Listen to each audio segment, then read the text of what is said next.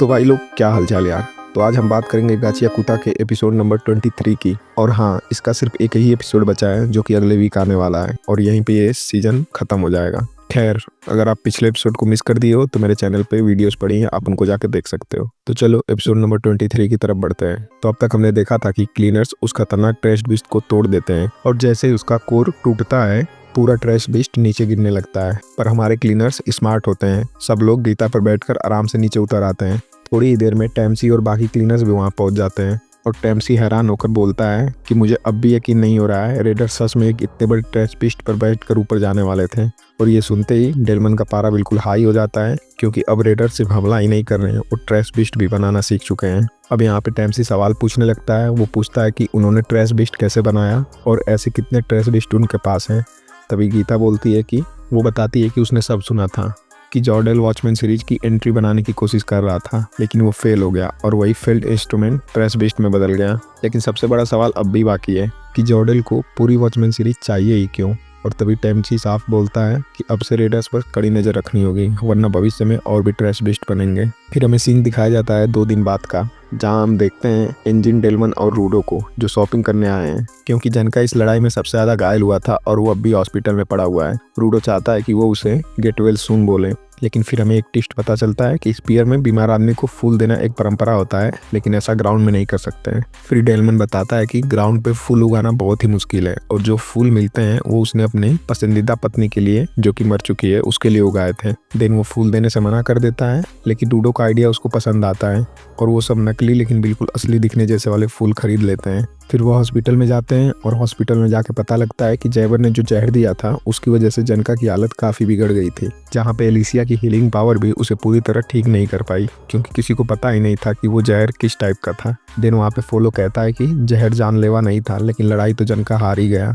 और तभी वो दरवाज़ा खोलते हैं और हम देखते हैं कि जनका मेडिटेशन कर रहा होता है। और फिर एंजिन बोलता है कि जनका ने ज़िंदगी में बहुत उतार चढ़ाव देखे हैं, उसने कमजोरी से लड़ना सीखा है और मुझे पता है वो और भी स्ट्रांग बनेगा।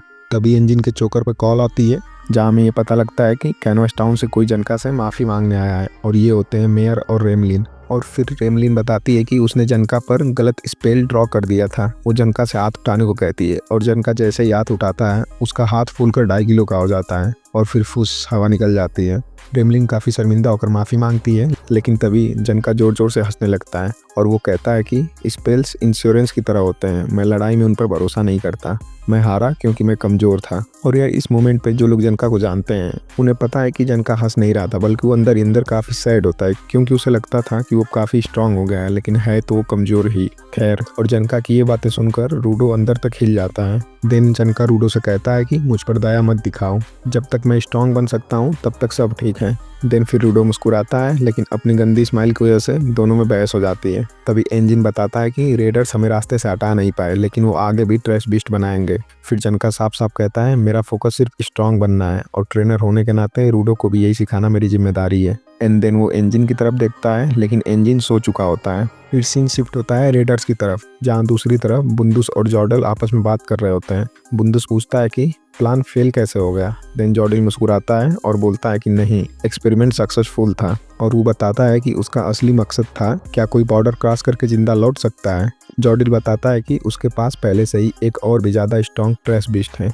एंड देन जॉर्डल बुंडूस को एक रिवार्ड भी देता है, एक सील। अब रेडर्स का नया गोल होता है कि चोकर्स बनाने वाले गिवर को ढूंढना, क्योंकि वही वॉचमैन सीरीज के बारे में जानता है। हम ग्राउंड का कोना कोना छान मारेंगे और वॉचमैन सीरीज की सारी एंट्रीज इकट्ठा करेंगे और फिर स्पीयर पर चढ़ेंगे। और बस यहीं पे एपिसोड 23 खत्म हो जाता है। तो गाचियाकुता का एक और एपिसोड बचा है, जो कि इस सीजन का फिनाले होने वाला है। तो अगर चैनल पर नए हो तो वीडियो को लाइक और चैनल को सब्सक्राइब करो यार। बाकी मिलते हैं अगले वीडियो में, तब तक के लिए धन्यवाद।